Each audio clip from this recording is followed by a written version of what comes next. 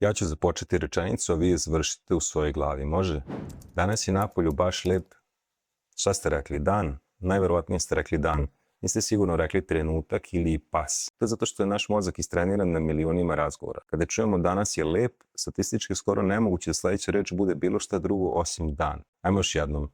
Jean-Claude. Van Damme, son. Šalu na stranu. Vi niste videli u budućnost. Vi ste predvideli sledeću reč na osnovu konteksta. To je sve što rade veliki jezički modeli. ChatGPT nema pojma ni šta je dan, ni šta je sunce, ni šta ste vi, ni ko ste vi. On samo igra ovu igru milijardu puta u sekundi. U ovom videu ćemo naučiti 8 osnovnih koncepata koji će vam pomoći da razumete kako AI zaista funkcioniše. Kada otvorite ChatGPT i pošaljete neko pitanje, šta se zapravo dešava, gde se to obrađuje, gde je taj AI. Da se to razmišljanje dešava na uređaju sa kog šaljete pitanje, onda bi odgovor zavisi od tog uređaja. Za mene kao korisnika Xiaomi, Redmi, Note Mi, Ronaldo Edition telefona, to ne bi bilo dobro. Zato to nije slučaj. Vaš uređaj je kao poštansko sanduče koje prima i šalje pisma. Vi napišete tekst na papir, ubacite ga u koverat i pošaljete to pismo preko interneta. Na drugoj strani u nekoj hali sa velikim kompjuterima, serverima, vaše pismo se prosledi na obradu. Nakon obrade, serveri šalju odgovor nazad. Zato kvalitet i brzina odgovora ne zavisi od vašeg uređaja, nego od platforme i modela koje odaberete. Svejedno da li imate najskuplji ili najjeftiniji kompjuter. Sve što vam treba je internet. A šta se nalazi na drugoj strani? Ko obrađuje vaša pisma? To radi arhitektura neuralne mreže.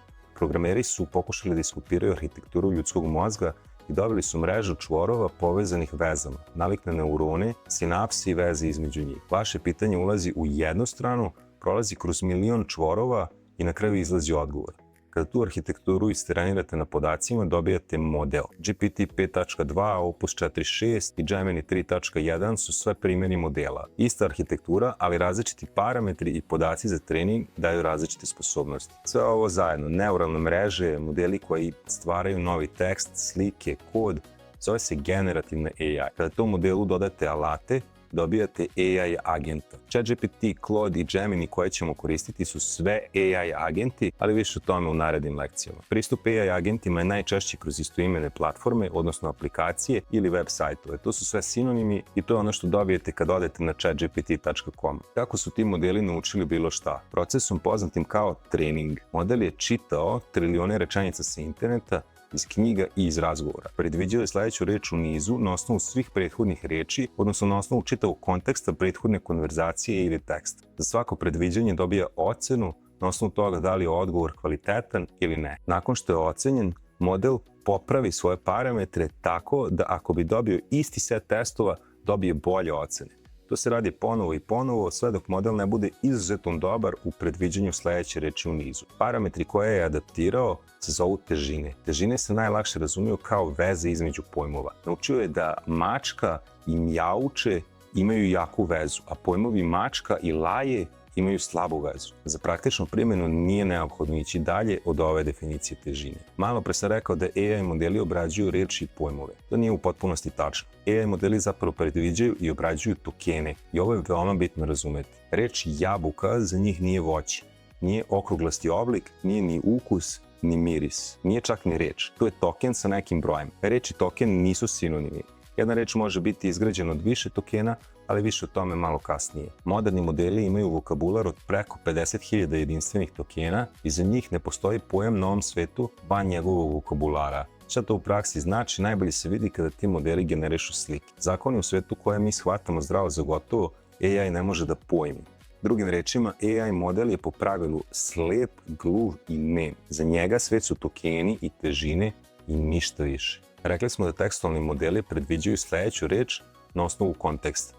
Preciznije je reći da on dodeljuje verovatnoću svakoj mogućoj reči. Ako je kontekst danas je lep, on može dodeli tokenu dan 85% verovatnoće, tokenu trenutak 3% verovatnoće, tokenu pas nekih 0,1% verovatnoće. U 3% nasumično odabranih slučajeva umesto dan odgovorit će sa trenutak. Zato skoro uvek dobijate različit odgovor na isto pitanje, iako ste pokrenuli novi chat od nule sa istim modelom. U ovom kursu učimo da manipulišemo ovim verovatnoćama, tako da uvek dobijemo željenu kombinaciju. A kako pričamo s ovim modelima, odnosno šta smo mi poslali u onom pismu malopre? Poslali smo prompt. Prompt nije pitanje, kao što mnogi misle, nego instrukcija. Instrukcije dajemo deskriptivno, ne pišemo kod kao kod programa. Ove promptove šaljemo AI agentima koji mogu da koriste alate ili da prompt odmah proslede modelu. Kada kucate drugu poruku u chatu, ChatGPT i dalje vidi prvu poruku i njegov odgovor na istu. Cijela istorija konverzacije ima ime. Zove se kontekst i ovo je najbitniji koncept za primjenu veštačke inteligencije. Zamislite ga kao radnu memoriju, kao RAM u kompjuteru ili kao kada držite broj telefona u glavi dok ga kucate. Dok aktivno razmišljate o broju, podsjećate ga se.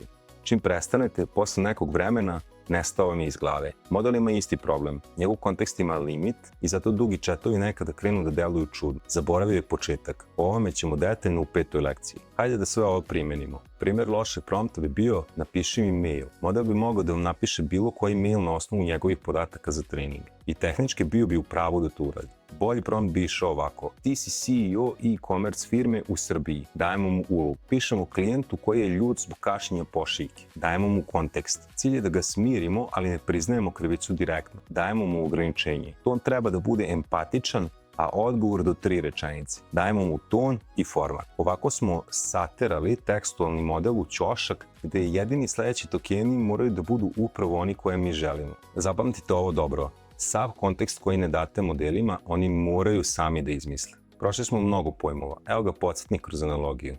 Vaš uređaj je sanduč koje šalje i prima pisma, pravi posao zapravo rade serveri. U pismu je prompt, odnosno instrukcija.